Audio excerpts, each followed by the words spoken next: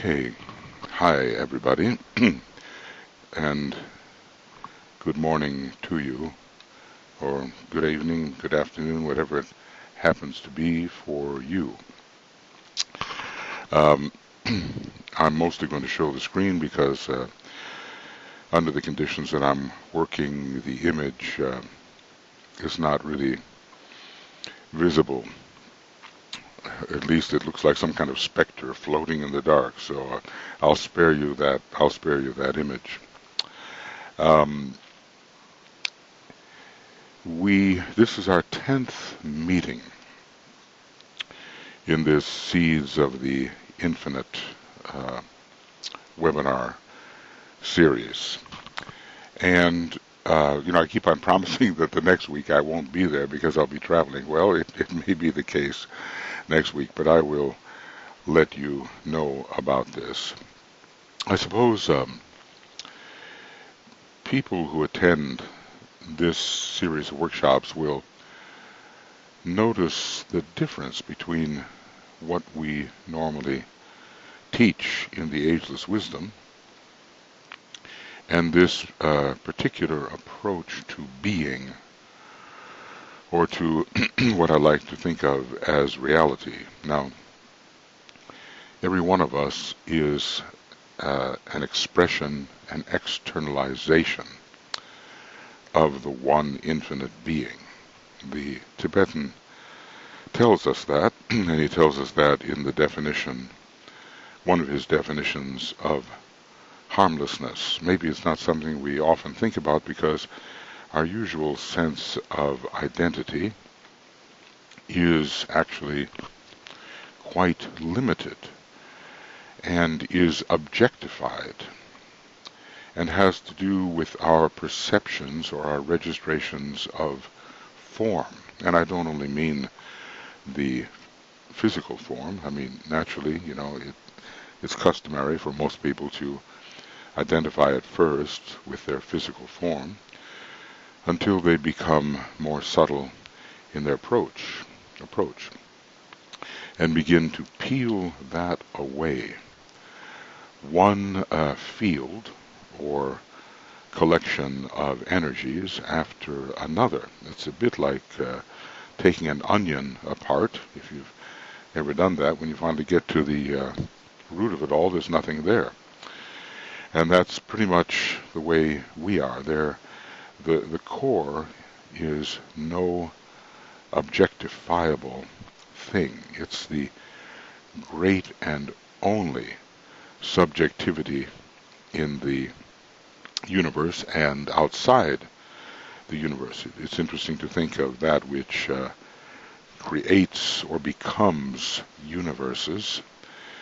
I don't know if our thought usually goes that far because we do have our own individual identities to deal with, and the progress of those identities in a very complicated world on a planet that's going through great difficulties due to the initiatory process of its planetary logos. So I think, our minds are quite engaged in relativity.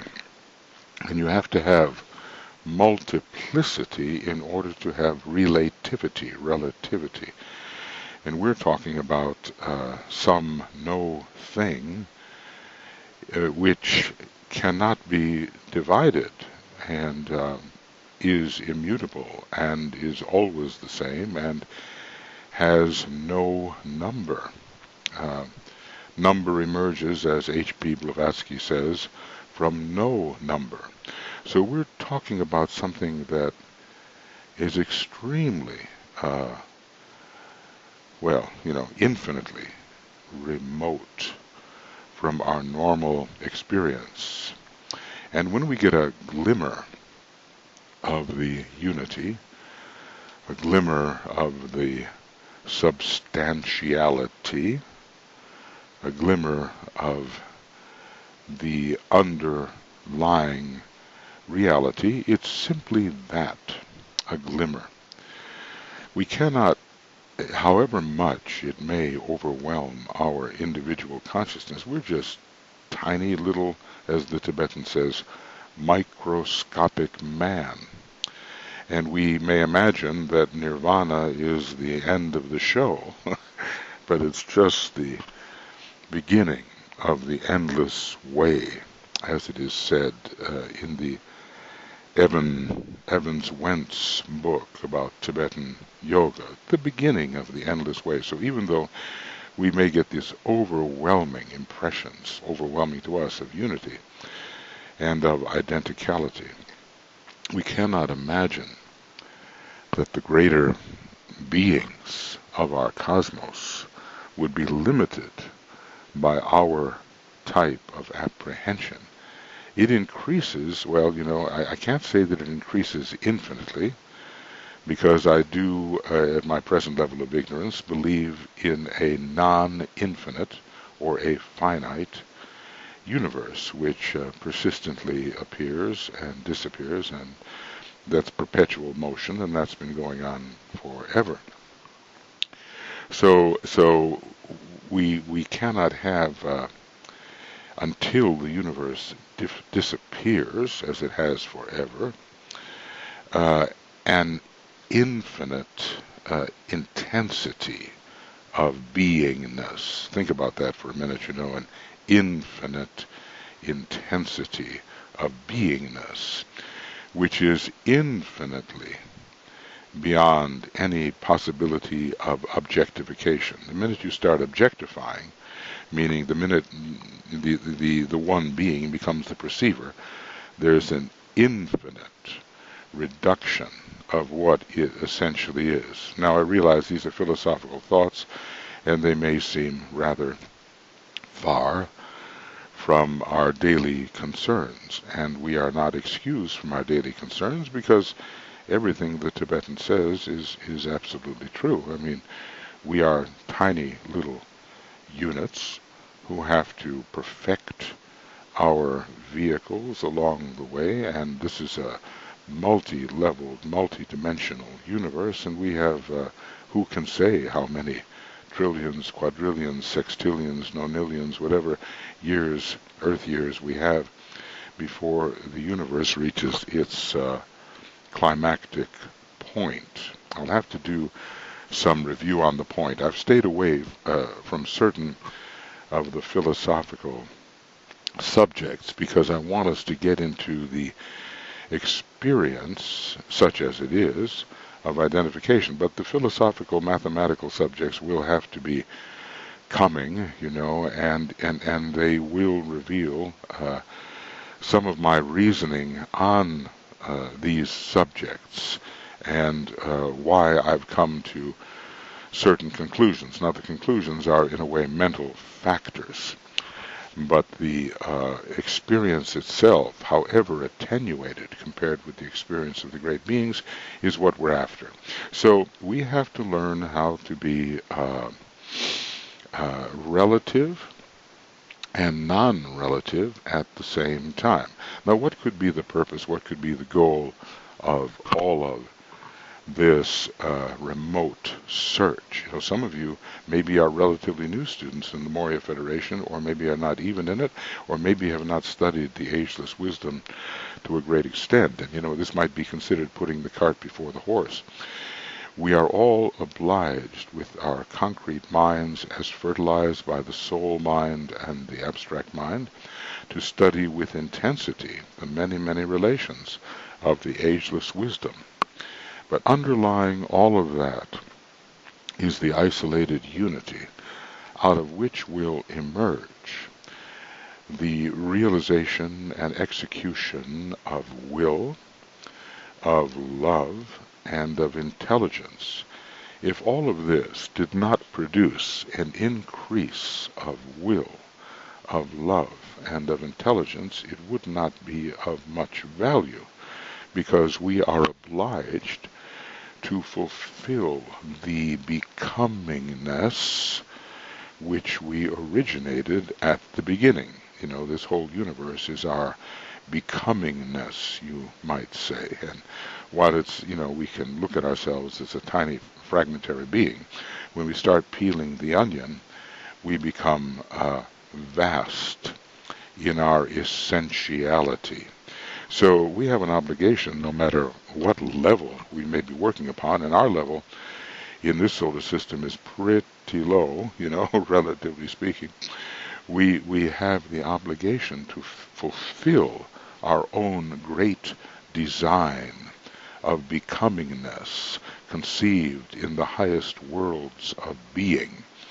And in case we think that anything on the cosmic physical plane is really, the highest world of being, we are 9 dimensions away from reality.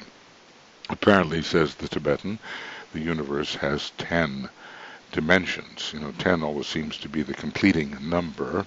So wherever you find a 7, and we find them all over the place, you better look for a subjective 3 making the 10. So we're just, we can't even touch the highest levels of this lowest or first dimension, you might say, first cosmic dimension.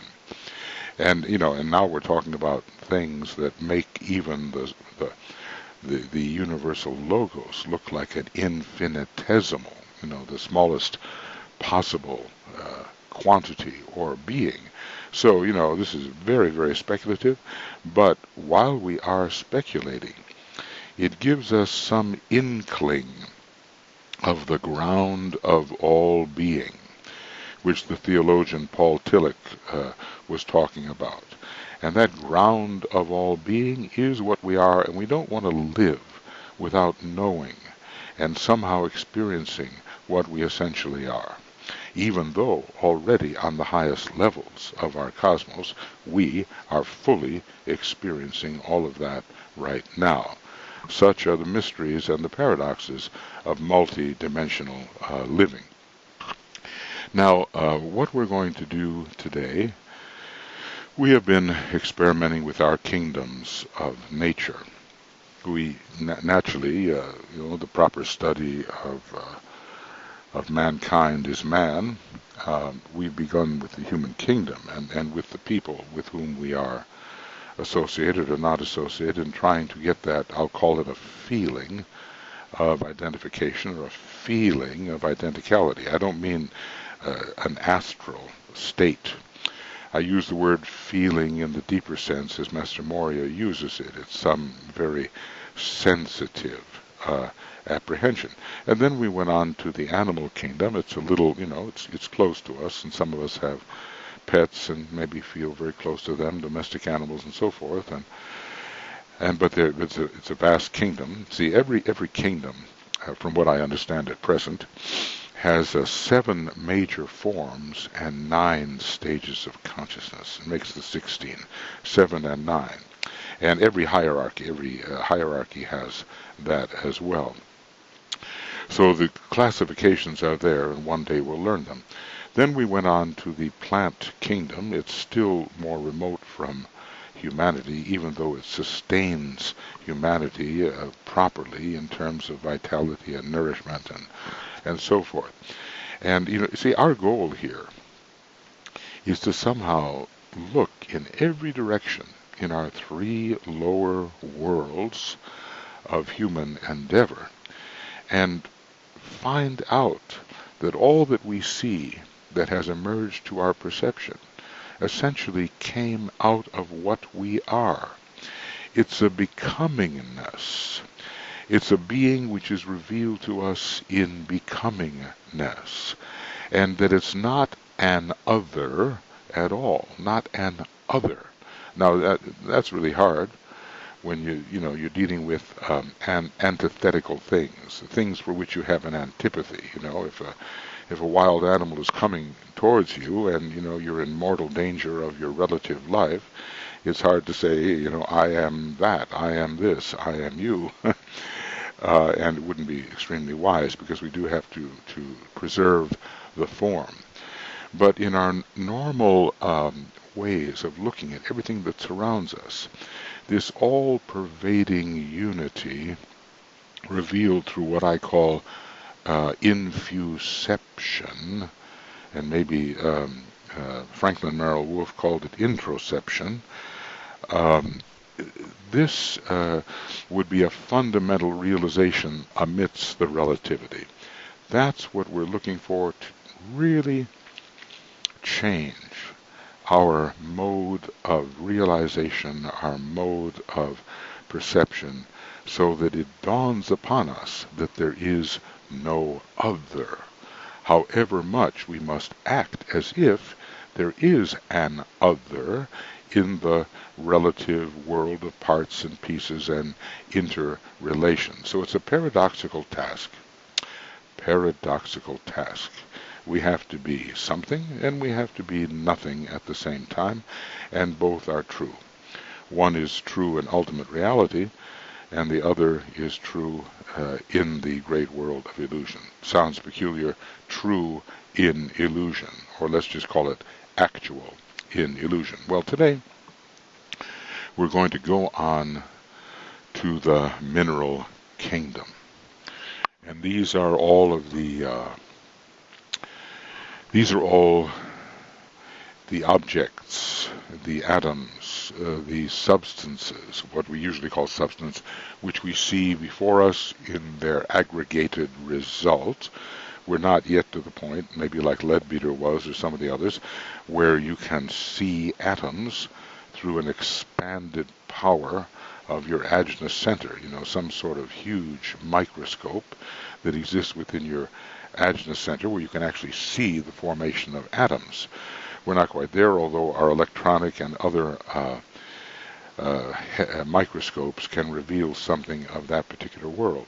We are dealing with the periodical table of elements, and actually we're also dealing with the lesser, ever-lessening atoms, which are found on all of the higher subplanes until we reach the very so-called top of the cosmic physical plane, and we find this peculiar item that we call a bubble in the koilan. Bubble in the koilan. I know I should be, writing this stuff out, but I hope you can attend to me and take notes, and that you can use what I say if you review the video and stop it and want to make notes. Bubble in the koilan, and I guess, is it 14, I hope I get my figures correct, I don't know if it's 14 million or 14 billion.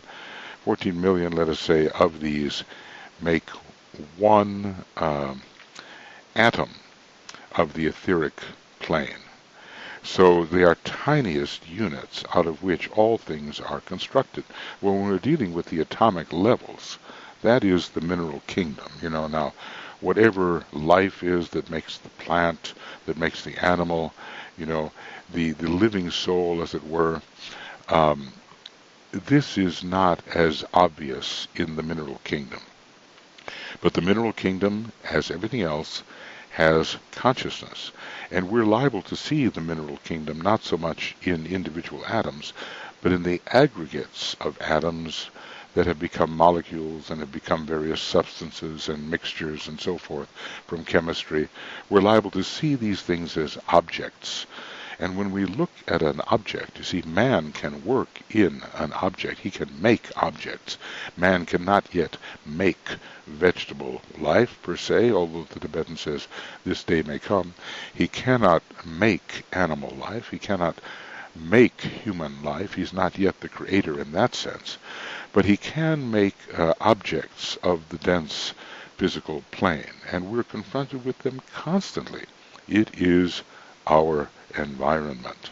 So when we look around us at the objects, the dense physical plane and those congestions, which we call objects, congestions of atomic substance. DK uses that interesting word, congestions. How do we relate to these things? Are these things a this? Are they a that? Are they a you? We have to be careful in using these words. I am you. Well, it's a little hard when you're talking to a shovel, or you're talking to a rake or a hoe or something like that. I am you. But Master Morya tells us that we actually should be talking to our objects and get their consciousness to respond. Very interesting, from the Agni Yoga books. But perhaps some of us will find it easier to say, I am this. I sometimes do that myself. It just depends on which particular mantra brings one into closer relation with the object, so that one's identity begins to fuse with the object.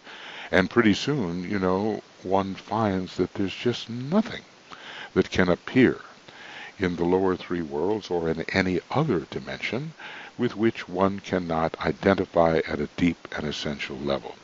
So let's just see how that works out for us as we begin to do this familiar by now meditation, and see if we can extend our identificatory power, ability, siddhi, whatever we want to call it, to the world of objects around us composed of the members of the periodic table. And of course we could carry that on to other objects on the etheric plane, and the livingness would continue to increase. Now there will be nothing in the lower three worlds with which one cannot say, or to whom one cannot say, I am this, I am that, I am you. Now the you is a bit of a stretch when dealing with objects, but because he says that the consciousness of the mineral kingdom is very, very far below the threshold for humanity, and only certain masters have regained that or reclaimed that or can manufacture that. But it doesn't make any difference. We can begin to relate to everything that surrounds us. The water, the rocks, the precipitation, whatever, fire, earth, air, and water. It's all considered from the mineral point of view. We can regain a relationship of identicality with those things. Now, it may seem, my goodness, why are we trying to do that? It's just so we can actually say, I dwell within the unity, I know all souls are one, including the souls of what we normally call matter. And this is from the ancient Atlantean chant, that in those millions of years ago, which was trumpeted forth at the third initiation, I dwell within a world of unity, I know all souls are one. All right, friends, I've gone on for a little while here, and I hope that, something of it comes through to you. You're going to have to find your own way. There's no question. Each one of us does. We build our own antikarana. We devise our own way in to non-multiplicity. We devise our own way in to an unbreakable unity. You'll find your own language, you'll find your own perceptions, your own fires will awaken and reveal certain things to you. I'm just making suggestions here, and maybe together we can begin to perceive certain things that are a little bit different than our normal studies, but are deeply implied in our studies. If you read Master D.K. carefully, or, let's just say even the theosophical books, you will find that underneath all of the descriptions of the vehicles, the interactions, the beings, the entities, and all the rest of it, you will find this imputation of the unbreakable unity. And I suppose if we live in that, we're really living, and I suppose we have begun to enter the higher ethers, such as are demonstrated partially in this map here that Keith Bailey has put together from many of the DK statements. We begin to enter the cosmic ethers, and in the cosmic ethers, that's our spiritual world, and it's beyond the mental plane. And the Buddhic plane and the atmic plane, it's called nirvanic plane, and the monadic plane and the logoic plane, and that's our highest spirituality. And when we begin to be in this indissoluble unity, then we are entering those worlds. And who knows what awaits us as emanative extensions of the One when we enter the cosmic, astral plane and cosmic mental plane and beyond and beyond and beyond. It only intensifies our point of tension becomes so intense that eventually we will include the entire universe as our being, and will realize that that inclusion is still the tiniest of possibilities.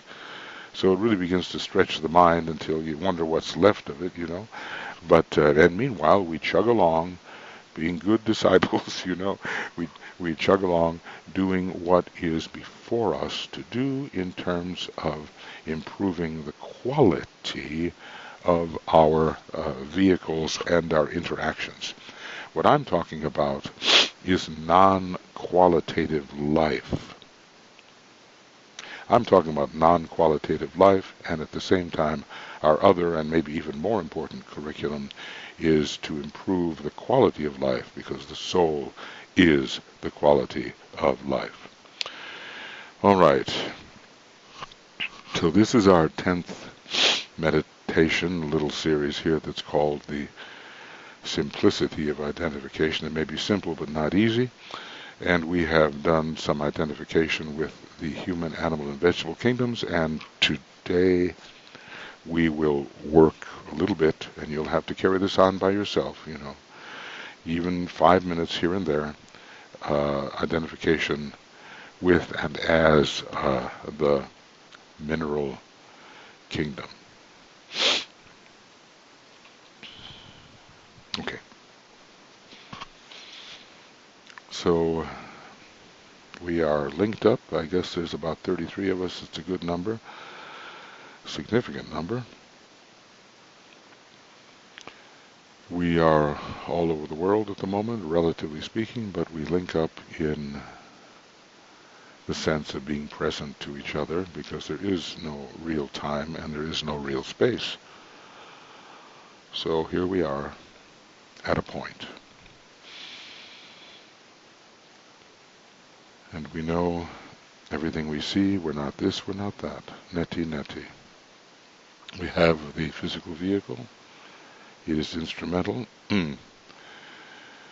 We are certainly not the form of the physical vehicle. That's an illusory perception. Not that. Nor the various attractions and repulsions of the astral body. Not that.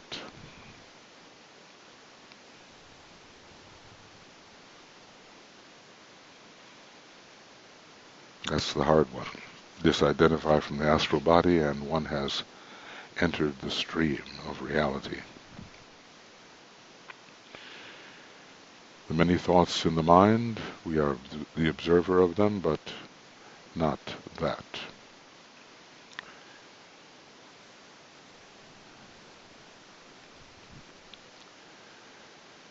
And this invites us to forget ourselves as persons. Persons are very evanescent. They are very fleeting. They are instrumental to our deeper reality in the soul, let's call it in the soul, in that higher world where we realize that all forms are light. Light is matter, light is substance. We're in the world of soul-lighted revelation, bound together in the unity of soul love, very subtle.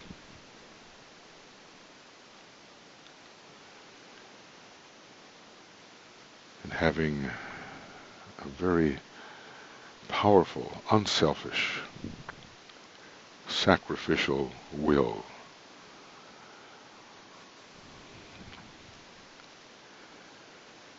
As our sacrifice petals, initiatory petals begin to open, we take our place at the heart of the central fire imaginatively, the jewel in the lotus,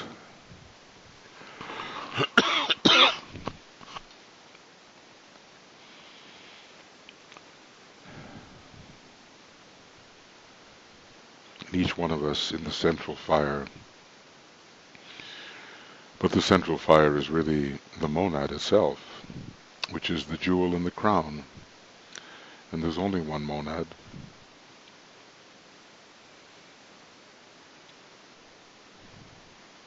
So our sense of identicality with each other begins to grow. First, the unity,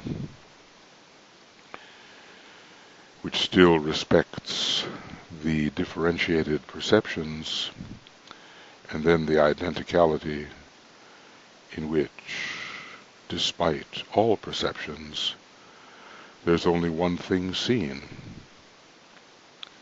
or one thing being, B-E-E-N, as it were.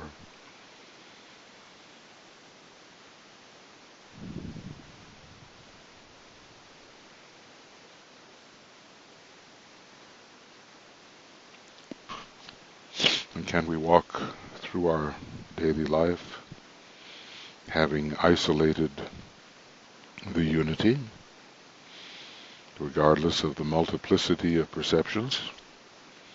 That's up to each one of us.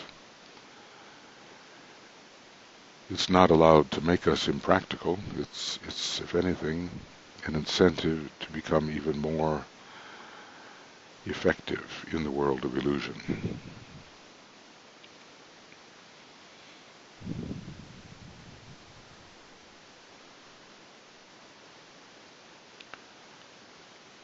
And as our soul culture continues, impressions from the buddhi will come, from the abstract mind, from the buddhi, from the spiritual will,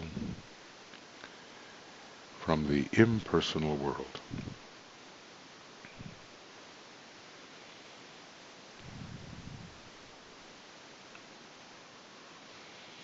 The abstract mind, how it's all coordinated on this planet. The buddhi, the revelation of how the unity actually works.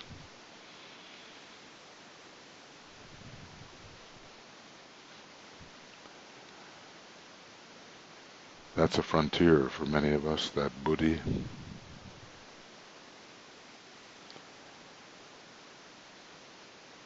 It's a heart thing. The heart center opens up to buddhi.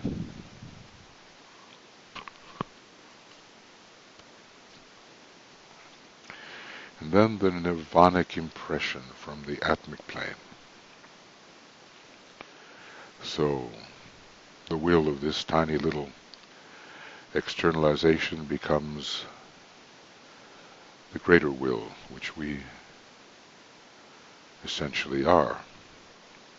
We are possessed of this greater will, and now animated by it, so we can really say, when the time comes, and even now, thy will, not mine, be done.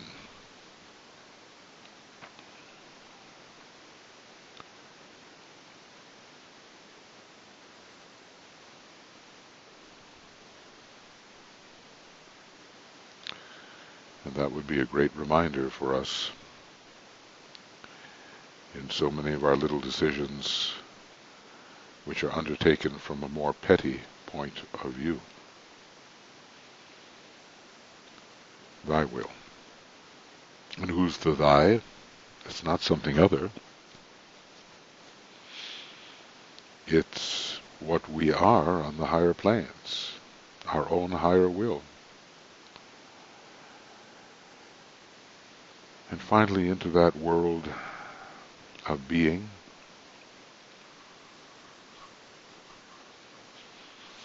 this was a world where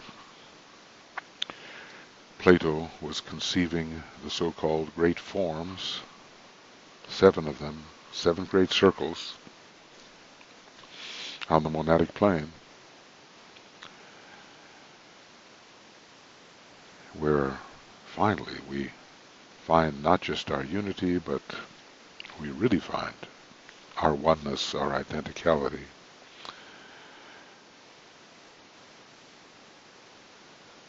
It's really where we begin to live. It's almost like you have to be a Chohan to really begin to live.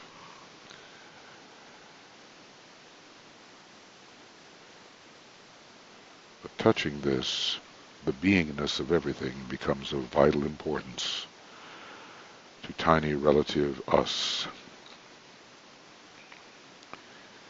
We won't know the monad as it is until the 6th degree, but okay. The intuition of beingness beyond all possible quality dawns slowly.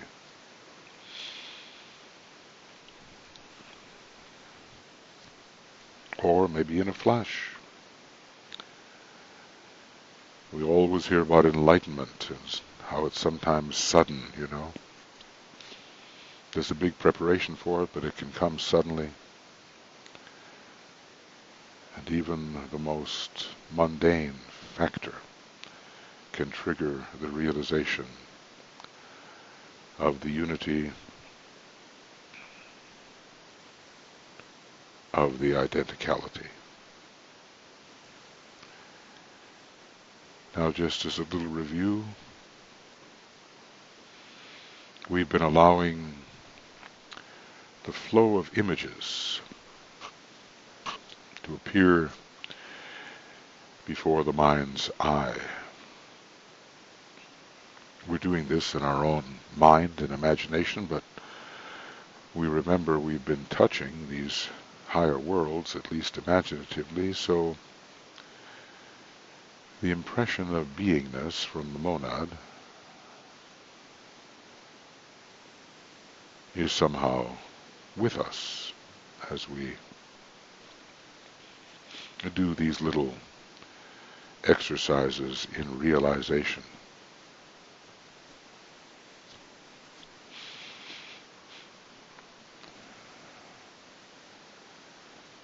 So let's just focus on members of the human kingdom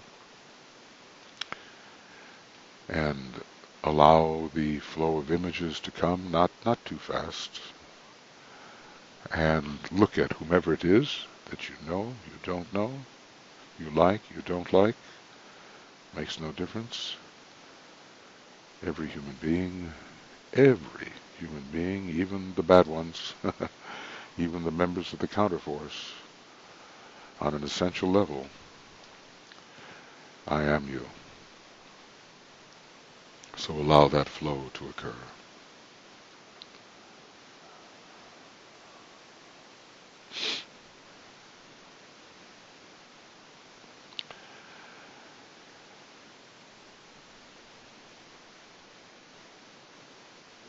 Do not be attracted or repelled by the quality of the individual you see,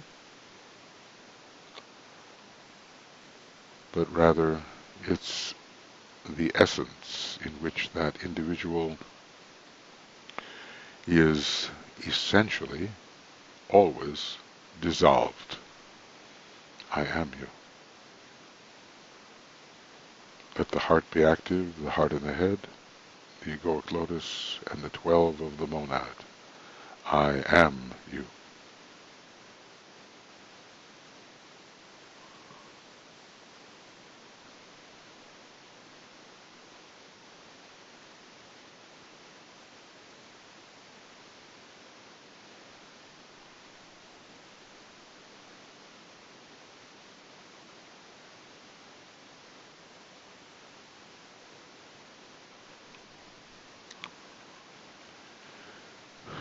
You may feel the attraction or the repulsion, but that's not what counts.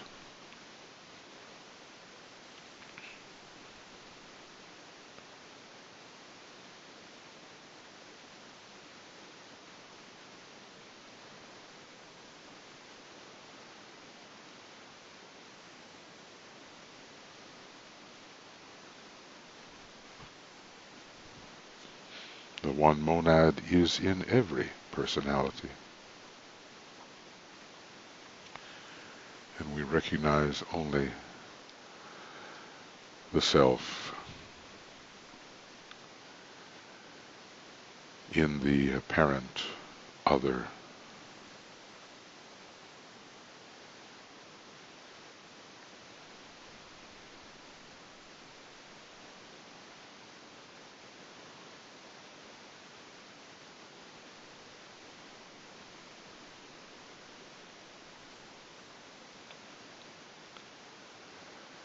until every member of the human race is included.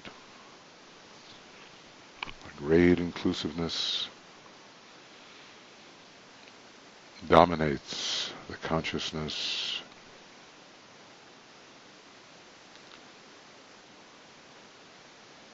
and all are within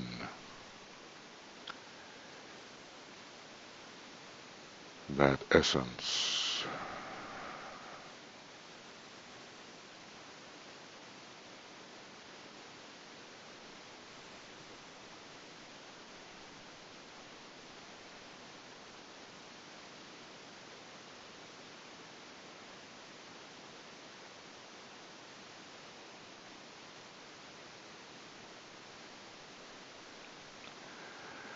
No one escapes the inclusion which identification as essence reveals.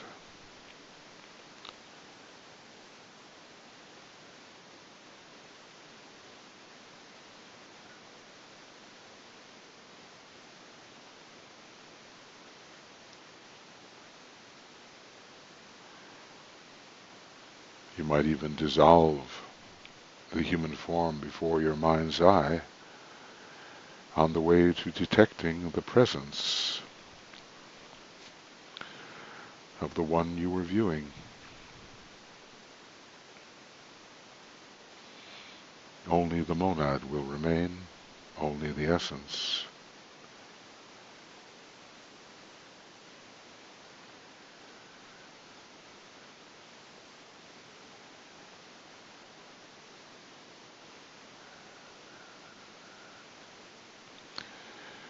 And you can practice that, of course.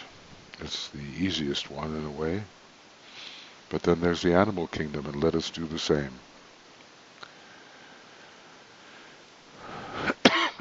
I am you. I am this being. The flow of animal images.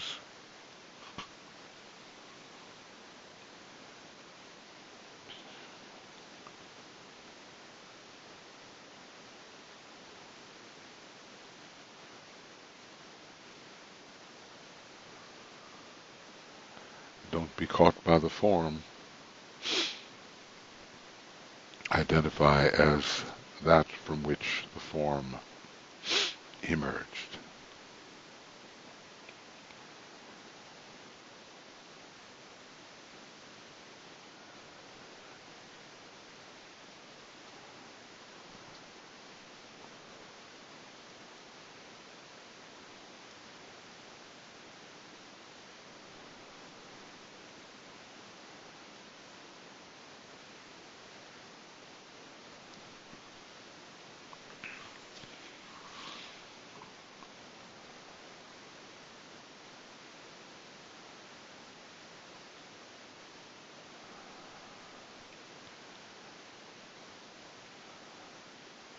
It can go very deep. Even the tiny little things that crawl and creep.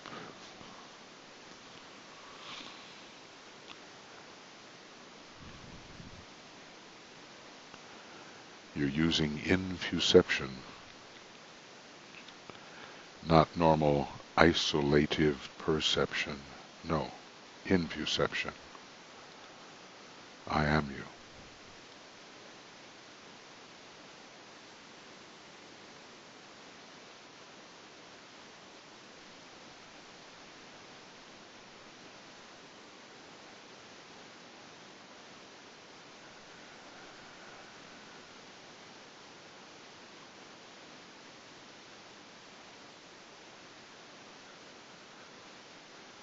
And wherever there is an animal,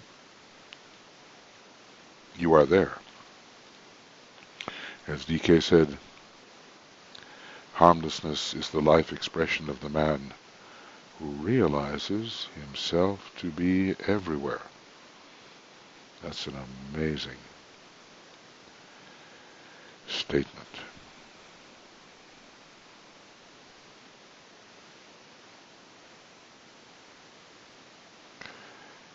You are in the jungles of Africa, in the Amazon rainforests. You're there with the forms of life that live in Antarctica, on the highest mountains and the deepest depths, those strange fish that are lit by neon and have what we would normally call a rather ugly appearance. I am you. Everywhere.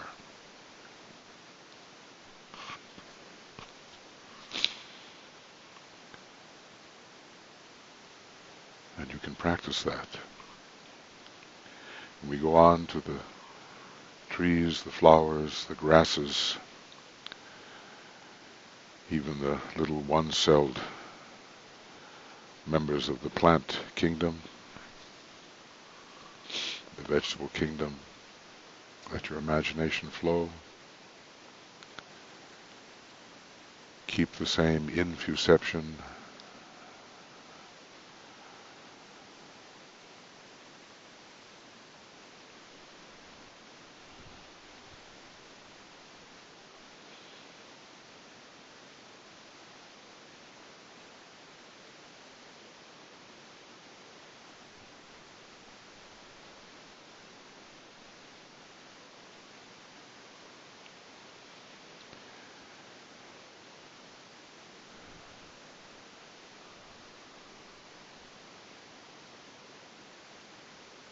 Right through and beyond the form, however beautiful it may be, into that essence out of which the form emerged. There may be a slight vibration in your heart chakra as the realization comes.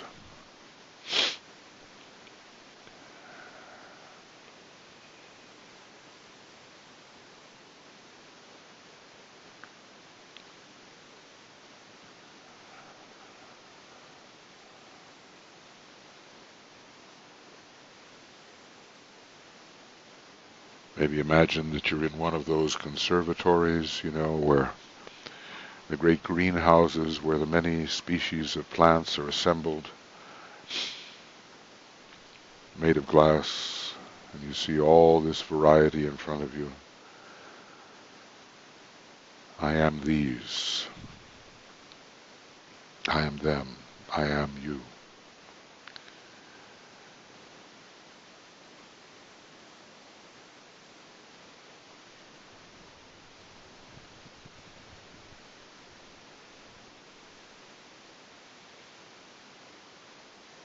Or maybe in the redwood forests, or with the sequoias, those huge beings, oldest on the earth at the moment.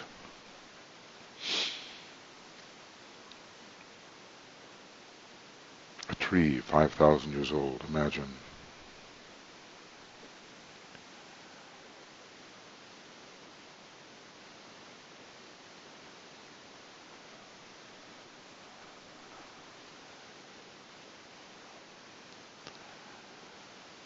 I am you.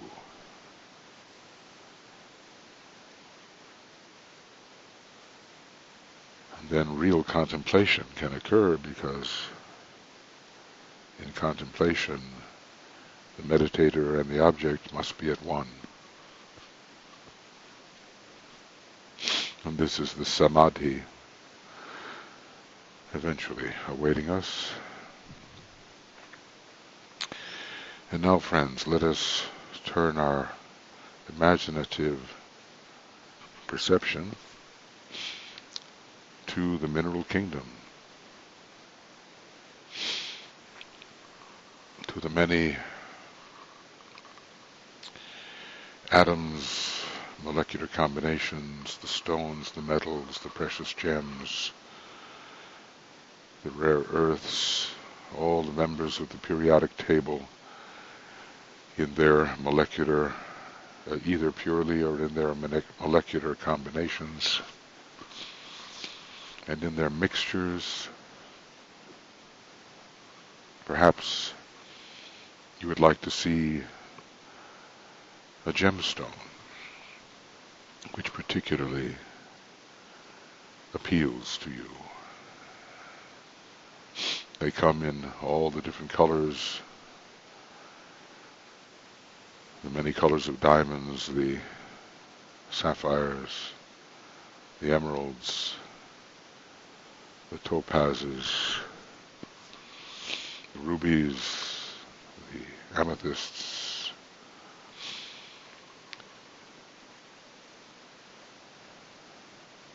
Select one and see if you can get to the essence. I am this. I am this. I am you. I am this.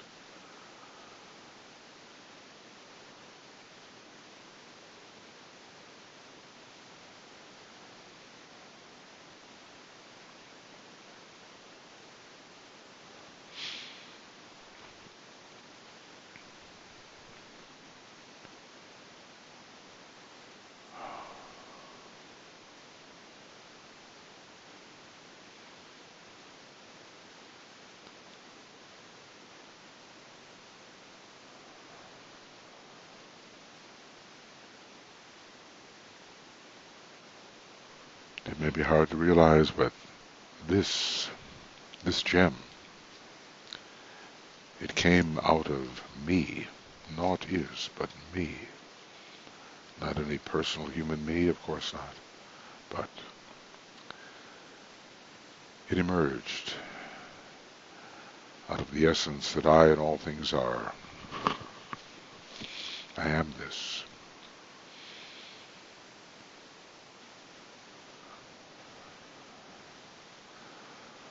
Or maybe a metal of some kind.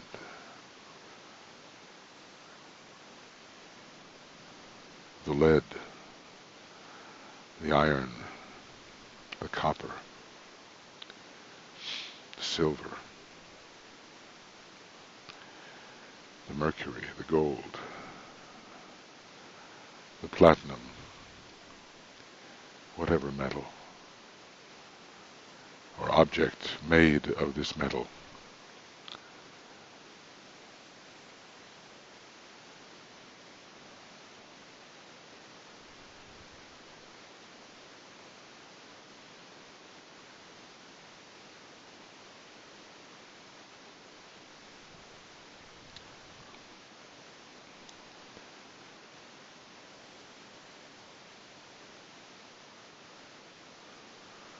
Not the object, but the essence. Not the form, but the formless. And yet, it is included in the vast presence that we are, that I am.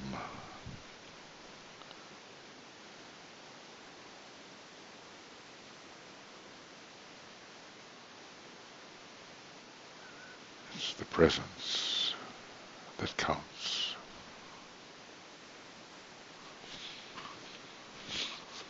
Or maybe stones, or vast, huge boulders built up into mountains. Many different kinds of rocks on the mountains.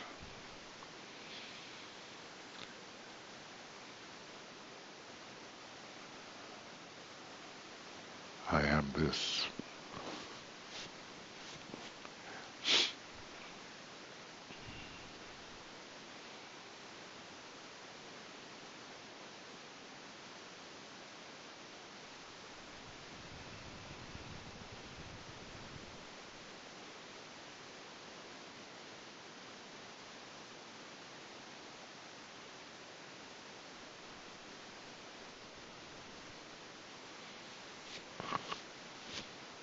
Be the essence of that which you see, even if imaginatively at first.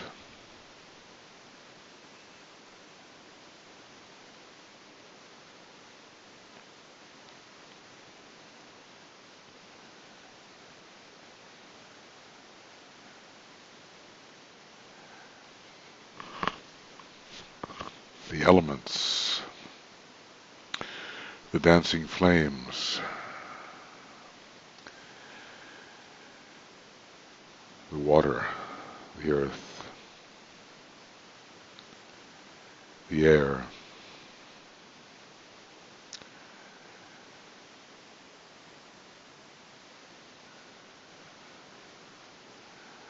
all the tiny atomic and subatomic lives vibrating with their own tiny scope of consciousness. You are everywhere. I am them. I am these.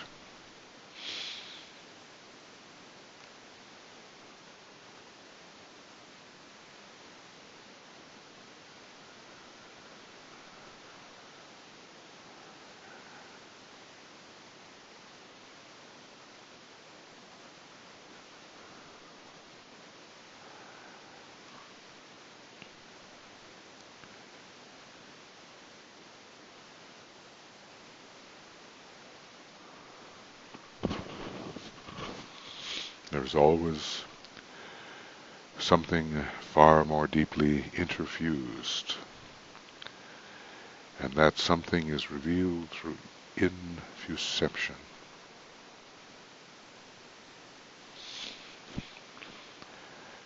And it turns out to be the presence of you.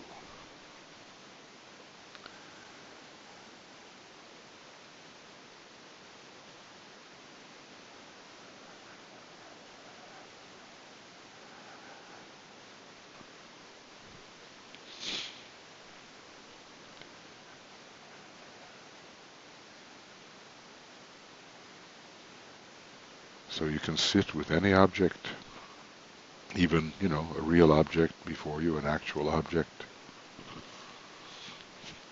and enter in contemplation this essentialized or essentializing state of awareness.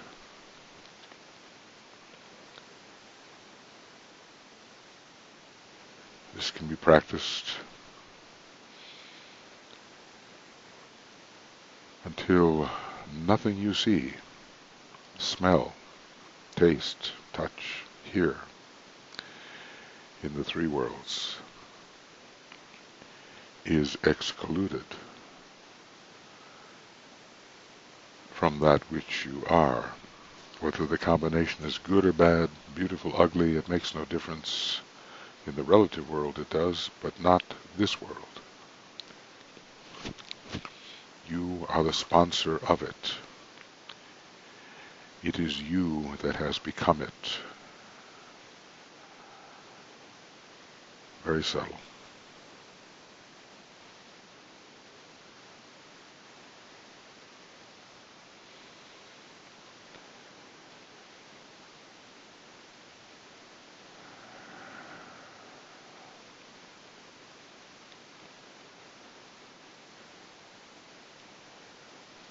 And you will have a chance to practice, because all you have to do is open your door or look around you. There are all the objects of the mineral kingdom. There are all the kingdoms over which man is the macrocosm.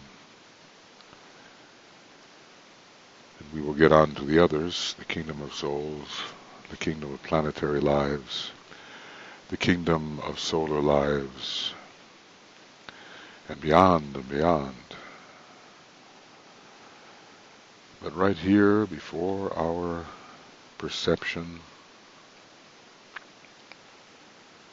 are all the things that must not be excluded. They must be included.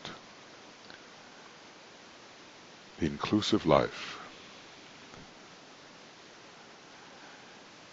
Even a few minutes a day to the really inclusive life.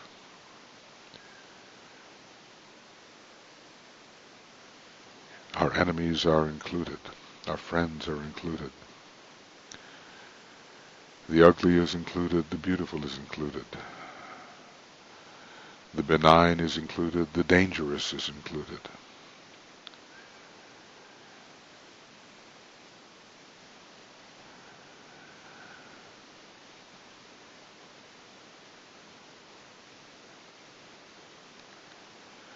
So practice with any object, any,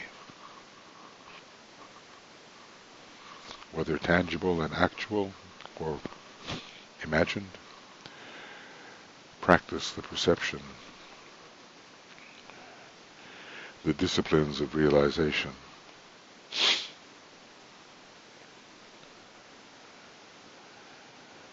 The disciplines, I guess, as Yogananda would say, of self-realization.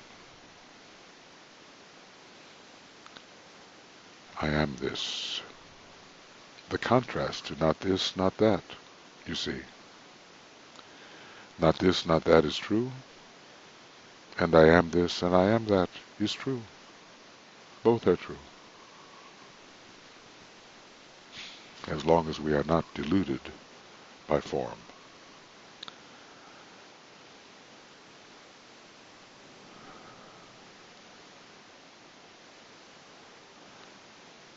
All humans, all animals, all plants, all minerals, I am these,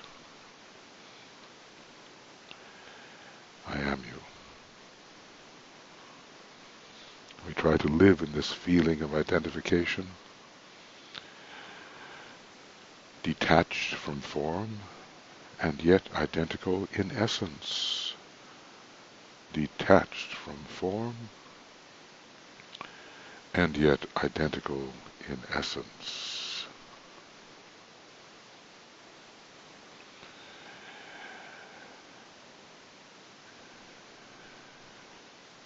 And let us always remember, it is a greater thing to be you than to love you or to know about you. All are necessary, but being the apparent other is the foundation of all relationship.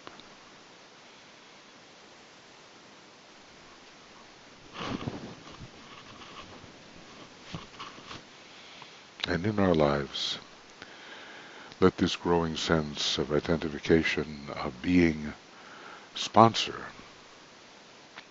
give birth to the increased will we need, the increased love that will unite the world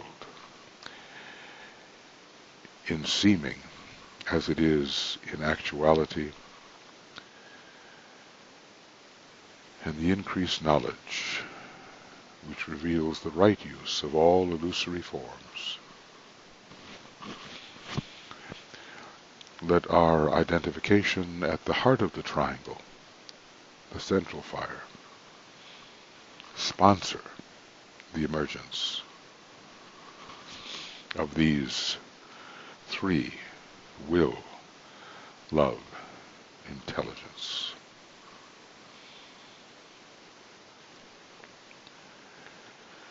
So practice, practice, practice. And we will close our reflection while remaining in this state of increasing unity and sensed identicality with the great mantra, the great invocation.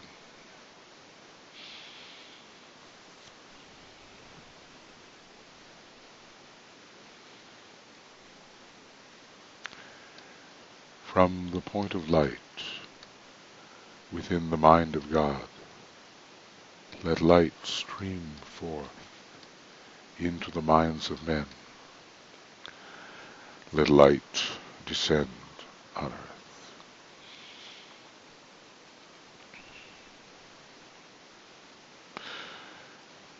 From the point of love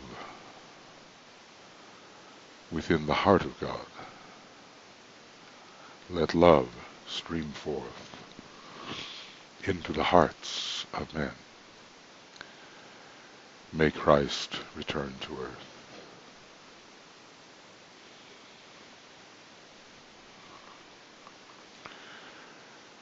From the center where the will of God is known, let purpose guide the little wills of men, the purpose which the masters know and serve.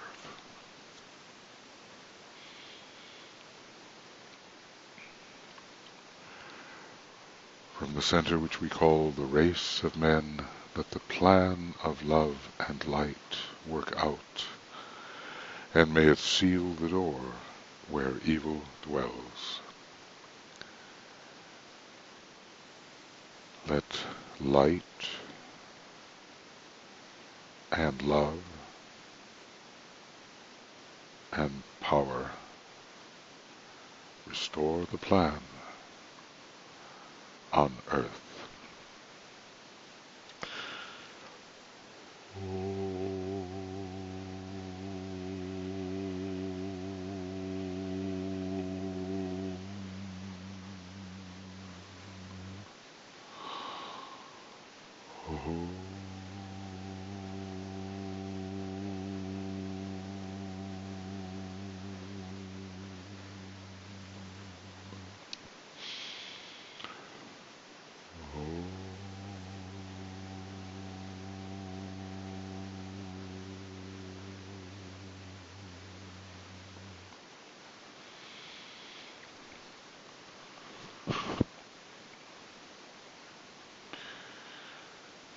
So, there it is, friends, the lower three worlds.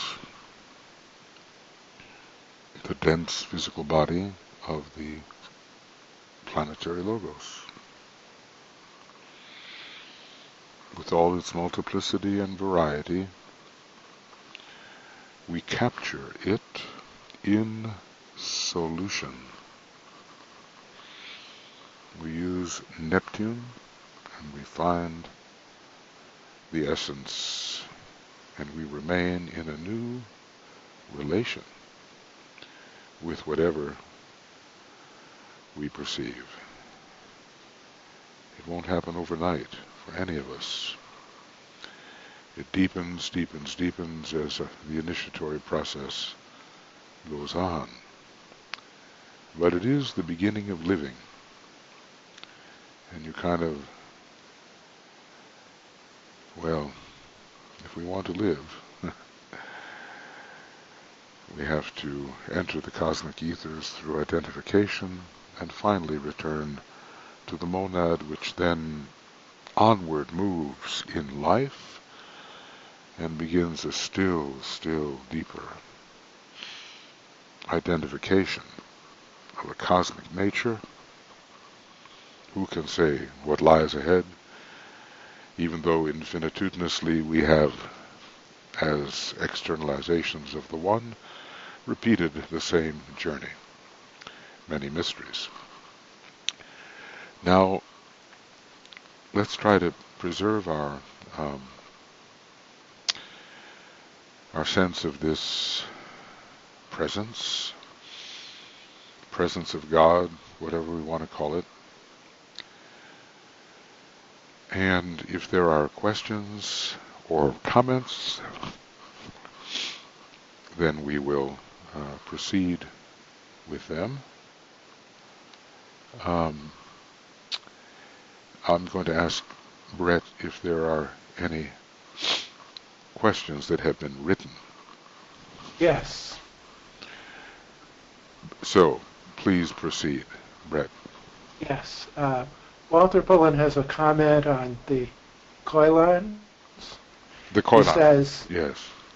It's nearly 14 billion, or 13,841,287,201 bubbles in Koilon for a physical atom that is 49 to the 6th power. Oh, I'm glad the mathematics.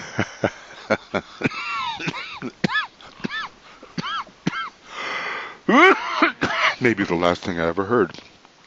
And all of this incredible mathematical multiplicity is factual in our world. I call it the mosaic world. You know what a mosaic is, right?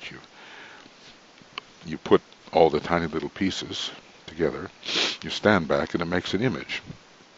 But one cannot help but notice that the illusion of the image is formed by the many little parts. Well, Christ said to his disciples that the very hairs on your head are numbered.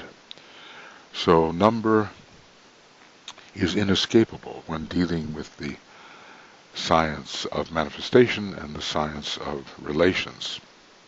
And I'm glad, thank you for the number, Walter. And why not send that to Brett, and we can get it sent out to everybody for those who want to know how many bubbles in the koilan there are in the ultimate physical atom, which I think is etheric in nature. And of course, as we descend into greater density, we will have even more bubbles in the koilan, and the question is the bubble in the koilan divisible?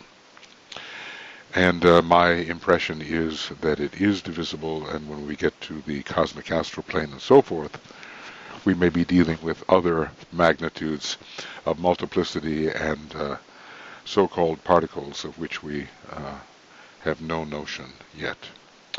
So thanks for thanks for that mathematical insight. Appreciate that. Now, is there anybody who would that has a question or would like to offer a thought? You are welcome to do that. I mean, I well realize that this is a stretch for all of us. This is not the ageless wisdom as we usually consider it, but of course I try to relate all manner of ageless wisdom factors to it. This is a frontier. The danger is lapsing into pure mysticism, which makes us an impractical mystic in the world. If we can avoid that danger, then we'll have what the Christ had, the greatest power of identification of any human being, at least in the modern times. And he was and is of the utmost practicality. So it's a question of Uranus, occult mind, and of Neptune, all of these transcendental realizations of homogeneity, if I can put it that way. Okay, do we have any, are there further questions, Brett, or statements? Let's see, there's something here from Iris, and... Yes. Iris was asking how koilan was spelled. Koilan, K... It's Yeah, you want to give it, Brett? Koilon. Right, that's it. And of course, it kind of gives a little hint about how these particles are gathered together in a sort of serpentine manner. Now, if you really want to, you can read occult chemistry if you like, and Besant and Leadbeater, and it's very, very good. But if you want a digest of this, what I would do is go to the first principles of theosophy by a former head of the Theosophical Society, Jinnarajadasa. I think it's all J's, Jinnarajadasa. And in that book, a little book, maybe 90 years old, he discusses some of these occult chemical terms. I think it's really important for everybody to realize that quantity is quality and quality is quantity. Now, I know that may seem contradictory, but according to the way things are assembled and their geometrical assemblage and what is assembled and how many of some things are assembled, so will be the quality that emerges. So, if we are, you're an artist, and I've been an artist in my life in many ways, and I've studied more quality than quantity. But let's just say that quantity is a parallel study to quality, because the two are just inseparably interrelated. Koilon, bubbles in the koilan, Jinnarajadasa, first principles of theosophy. Okay.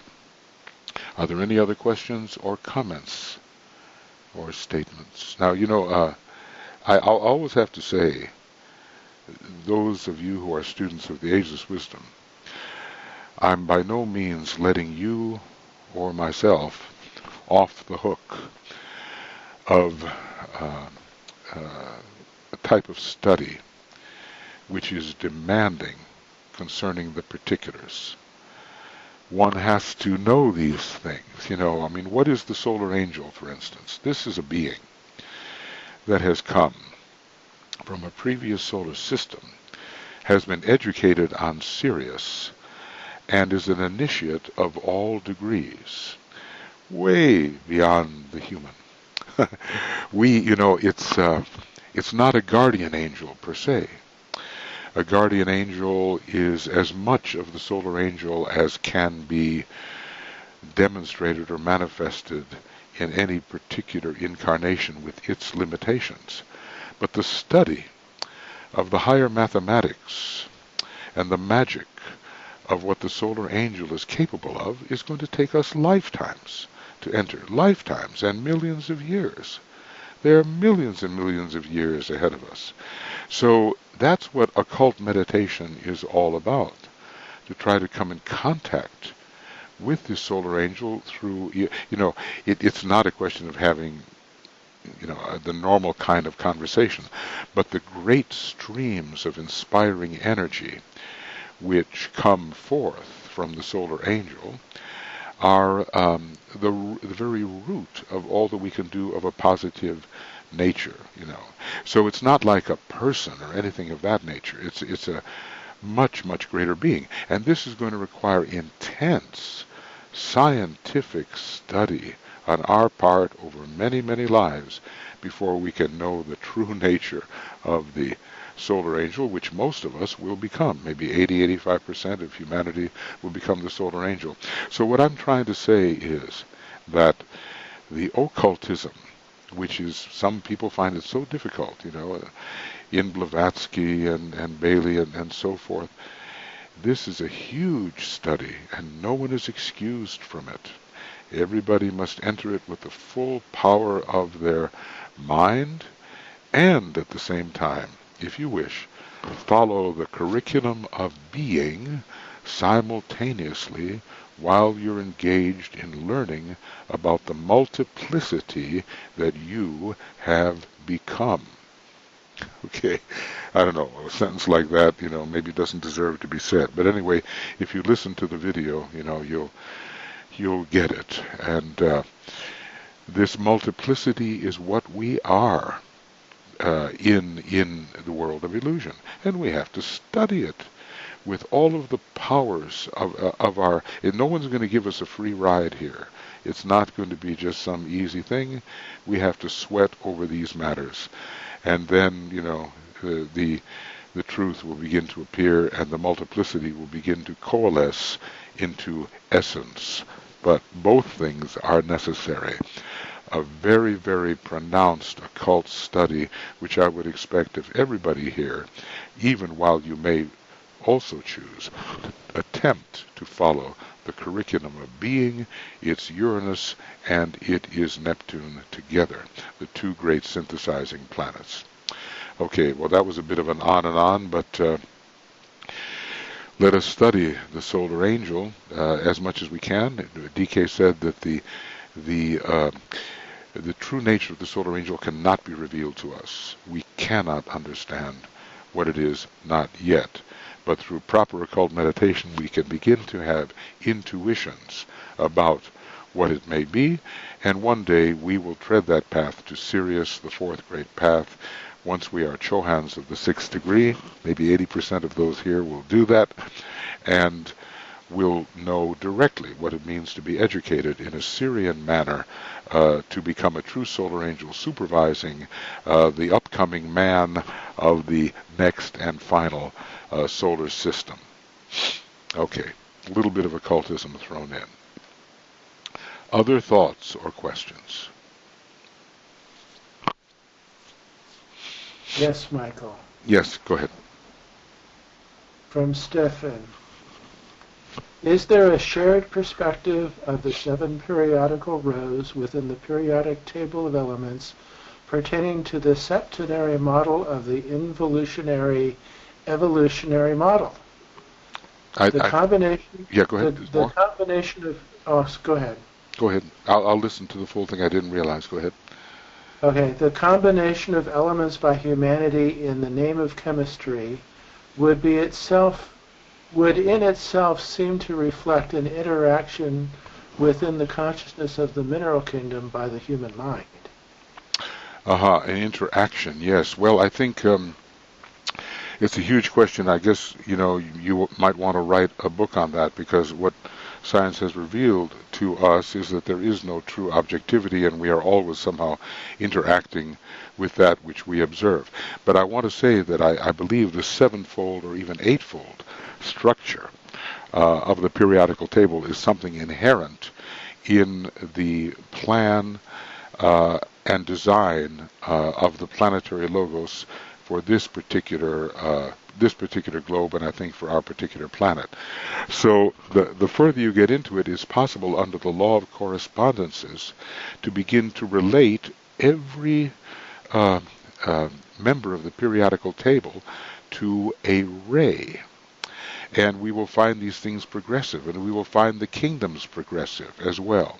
As a matter of fact, we'll be able to relate the members of the periodical table to the 49 fires of Brahma.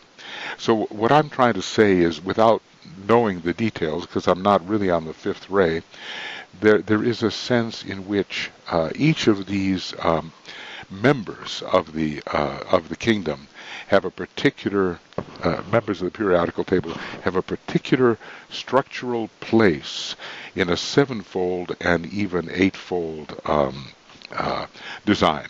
Why I say eightfold is that the inert gases seem to form the eighth in a series, and they're a bit like a synthesis, a bit like an octave. As a matter of fact, it is possible to relate the members of the periodic table to even to music. And I think that it will be found that their structure is based upon musical principles, and the way that they have been assembled together and the structure that they demonstrate is based upon a musical foundation. So in general, is there a united perception about these things? Well, maybe in the mind of the masters. But for us, we're just beginning to grasp the relationship of the sevenfoldness of the periodical table and its synthesis in the number 8. We're just beginning to grasp that structure. So I don't know of anybody who has really expanded this in theosophical terms, but maybe there are some people on the fifth ray who have actually gone element by element and analyzed it in terms of its rays, its astrological associations, and its hierarchy. Because obviously there's a whole hierarchy of elements here, and they could even be related to the 7 planes and 49 subplanes of the cosmic physical plane. Let's just say that the structure of it is inherent in the design of the planetary logos, okay? But whether that structure is universally appreciated by any human being of our stature, I would doubt. And I think maybe someone should write a book on the question you just asked. Maybe you, Stephen? Anyway, that's the best I can do with it for the moment. Hope it's a little useful. Okay, any other, you're also welcome. Yeah, you can write your thoughts. I'll tell you what, before such a subject as this, one tends to be a little bit mute. It's so profound, so maybe it's easier to write the questions, but you can also speak if you wish. Okay, Brett. Yes. What further? Yes, Leah says, I think Malvin was working on the periodic table. He was. Malvin Ardley in Australia. He was doing that, and he's a strongly fifth ray man with a lot of second ray, and I think he became very interested in Buddhism, and I don't know if he continued his work, but every one of these elements is a world unto itself. with structural relations to many higher correspondences. So we're going to be able to find the way any element is related to various globes, various chains, various systems. They all sort of condense down into the lowest expression on the mineral plane, or in the mineral kingdom. Everything is related to everything else, and all these things, which is maybe the goal of what we are trying to do, are of the same essence. It would be a minute and huge study to get into every element, and even Master DK, I don't think he would do that. He would consult with a master on the fifth ray if he needed the information. So we do have to think about what is practical for us to study. But let's just say that some of that work by Leadbeater and Besant and collated by Gennaro Jadasa and so forth is of the utmost interest, and will all work out under the law of correspondences. Septonates lie behind it all, and the synthesis in the octave, which is the eighth point. It's the eighth point, and yet in a way the first point. So the details of it are immense, but let's just say for our purposes there is sevenfold order in everything, and we are all a part of that order. We just have to find our place in the scheme of things. That's our occult study. Our mystical study, if you will, or our identificatory study, is to find ourselves as the essence of all of those septonates. Okay, other things. Yes. Jan says, hello friends, was considering the work of feeling into the mineral kingdom and noticed holding a piece of petrified wood this last week. The weight and grounding of this stone. Very simple, very direct. Thank you. That's good. Jan, we want to make our perceptions, like we talked about Master Morya and the block of ice last time, We don't want to over-complexify things immediately before our eyes in some perhaps revelatory object is the key to the possibility of identification. For the great sage Tsongkhapa, who was kind of an emanation of the Buddha in a way, it was a housefly, a fly, that opened him to the realization. He was enlightened by seeing a fly. If it's a piece of wood that grounds us in the depths of essential reality, then so be it. And of course that it's petrified wood really relates the two kingdoms, doesn't it? The vegetable kingdom and the mineral kingdom.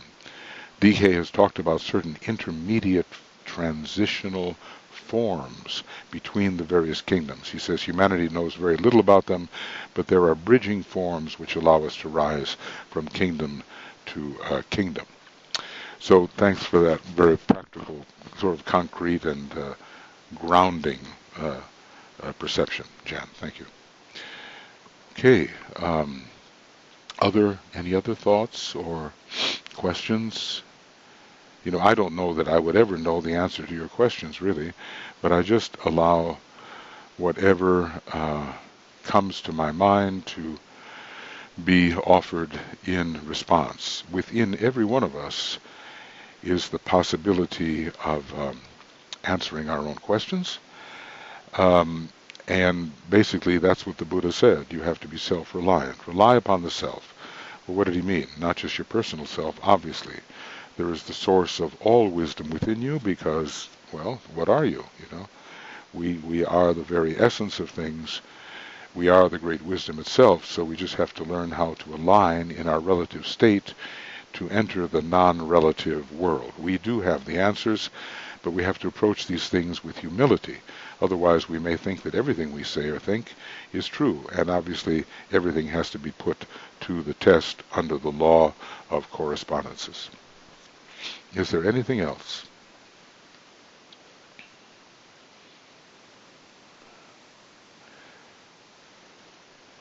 I do appreciate your attendance at these meetings.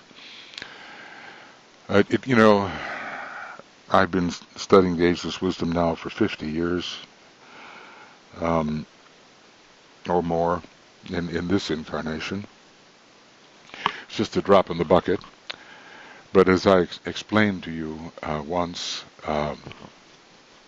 knowledge is seemingly endless, and it will be pursued for cycle after cycle until all the multiplicity is understood in its completely unified, coordinated detail. But the essence of the matter, we wouldn't want to leave this incarnation without some intuition of the essence of things, that very essence which we are, and that would be self-discovery. See, we can learn all about ourselves. Oh, I lived this life and I lived that life, and my subconscious tells me this, and my superconscious tells me that, and we think we're talking about ourselves. But we are, in a very limited, emanatory sense. We are all emanations. But when we really want to find out what is the self that must be realized, then we have to choose a path of great negation. We cannot accept anything as being the self, and yet we suddenly turn around and accept everything as being the self. So this is the way of divine paradox. The human reason is never adequate to deal with this paradox. The heart must be open, and all of the many hearts that we have discussed in the Esoteric Healing Formula number 2, those hearts must be open, and then the intimation, the intuition of the presence which we are will begin to dawn upon us. And that will be a very, very spiritually satisfying thing, and will help us become greater servers because of our intimacy with all of life. Okay. All right, friends, then maybe if there's nothing else that you want to say, you're welcome to say, of course. Nothing else that you want to ask. You know, I don't want this kind of webinar to distract you from your studies. I myself am so grateful that I'm able to do some faculty webinars. The faculty group is also a student group, and I work very intensively in certain parts of the Blue Books with faculty members. And I also work in my own studies along these lines, and in my own commentaries. It keeps me grounded. Maybe other people wouldn't think it's grounding at all, but for me it's grounding. To work in Master DK's thought forms is grounding. If I were only to deal with the kind of things we're talking about here, it could lead to the ungrounded state. But if we can do both, then we have the best of both worlds, I think, and we can be, in a very large sense, in the world. Yes, definitely in the world, but not of the world.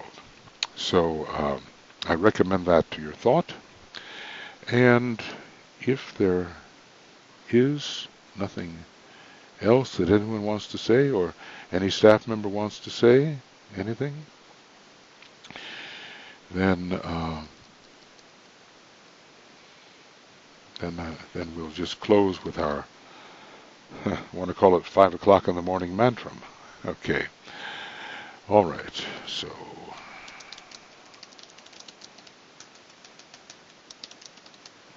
whoops. There's no Mayu. Poor. All right. Well, here we are. 5 o'clock mantram. And like I say, okay, next week would be the 24th of October. I still don't know whether I'm going to be in Finland or not. But I will try to let you know. We've completed a series of 10 programs, and we've gone through the various kingdoms. We might try some larger scale identifications, or we might get into some of the mathematical philosophical side of this and deal with the point, with infinity, with absolute infinity, and or with the infinitesimal or the absolute infinitesimal. All those things sound a little bit remote, but once you get into them, you'll realize that all size, magnitude is illusory. It is actual in the world of illusion, but it is illusory in terms of reality. So if we can get to the point of view where we make the huge tiny and the tiny huge, then we've had yet another revelation about the nature of things. Okay, yep, so now if there's no... Wait a second. Oh, did Stephen have a question or a statement, Brett? Or was that his? Was that Stephen Ambrosish? Okay. Okay, I thought it was Stephen Renneberg. I'm sorry for confusing you two. Stephen Renneberg has been in this a long time, and it was Stephen or Stefan Ambrosish's question. Excuse me, I had a little bit of a confusion in my mind. But anyway, the question was the question. Okay. All right. Here we go, friends. We'll start with an Om.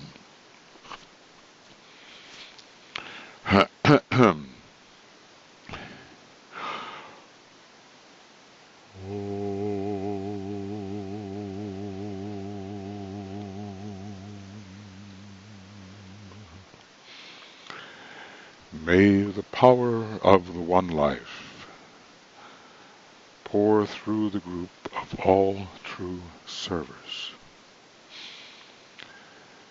May the love of the One Soul characterize the lives of all who seek to aid the Great Ones. May we fulfill our part in the one work through self-forgetfulness, harmlessness, and right speech.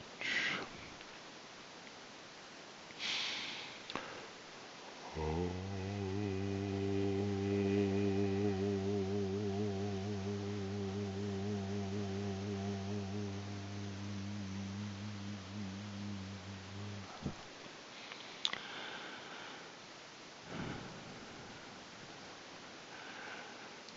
Okay, friends, now you see why I didn't want to show my image. I look like some ghost floating in the darkness here. But anyway, nice to work with you, and we'll see you next time. Thank you, everybody, and we can just let everybody say farewell if you want us out at the top, and you are most welcome to be with us next time. Try to keep you notified of everything. And Brett, if you do the bottom, I appreciate that. Oops, I'll do my best to... Goodbye. Bye-bye, and thank you, everyone. Bye. Bye. Bye-bye. Bye. Thank you, Bye. Thank you. Lots of love. Bye-bye. Bye-bye. Thank you. Okay, let's all identify. Thank you, Michael. Practice. Okay. Take care. Bye, Bye, everyone. Bye. Bye-bye. Bye. Bye. Bye. Bye. Bye. Bye.